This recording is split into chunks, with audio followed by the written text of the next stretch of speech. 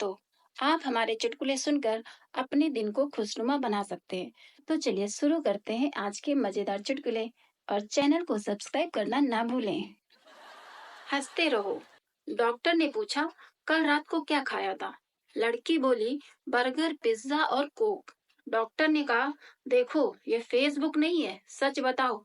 लड़की बोली, जी बासी रोटी और टिंडे की सब्जी। चोर ने एक आदमी को बाजार में घेर लिया। आदमी बोला, मुझे घर जाने दो। चोर बोला, तेरी जेब में जितना भी पैसा है सब निकाल के दे दे। आदमी बोला, भाई साहब, जेब तो खाली है, कहो तो पेटीएम कर दूं।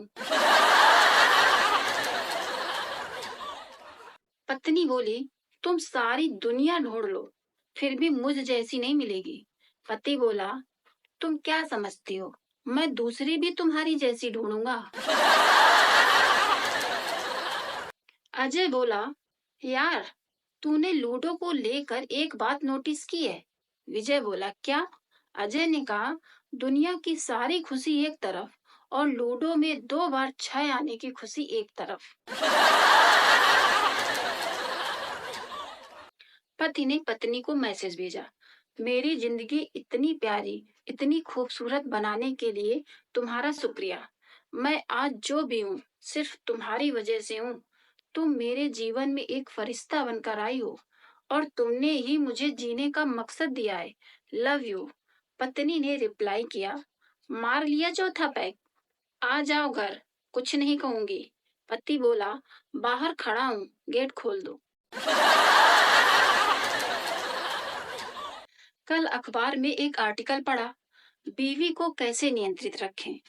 पूरा आर्टिकल एक सांस में पढ़ लिया। सुबह टहलने जाएं, ज्यादा हरी सब्जियां खाएं, क्रोध ना करें, खान पान का विशेष ध्यान रखें, रेगुलर चेकअप करवाएं, वगैरह वगैरह। बाद में फिर से ध्यान से पढ़ा, दिमाग खराब हो गया। लिखा था, बीपी को कैसे नियंत्रित रखें। अब आंखें चेक करवानी पड़ेंगी। कुत्ता बोला, कल मेरे मालिक ने रात के 2:30 बजे चोर पकड़ा। दूसरा कुत्ता बोला, तू कहाँ था? पहला कुत्ता बोला, कुत्ता हूँ, इंसान नहीं जो सारी रात नेट चलाता रहूं। मैं तो आराम से सो रहा था।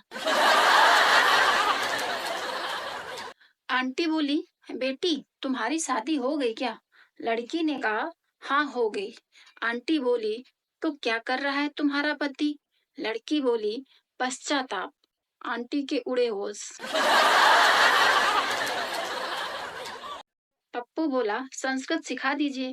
पंडित जी बोले, क्यों सीखनी है? पप्पू बोला, देव भाषा है, स्वर्ग में जरूरत पड़ेगी। पंडित जी ने कहा, और अगर स्वर्ग नहीं गए तो? पप्पू बोला, गाली देनी तो आती ही है। अंकल ने पूछा, और बेटा, परीक्षा की तैयारी कैसी चल रही है? पप्पू ने कहा, बस अंकल, सारी तैयारी हो गई है, बस पढ़ाई करना बाकी है।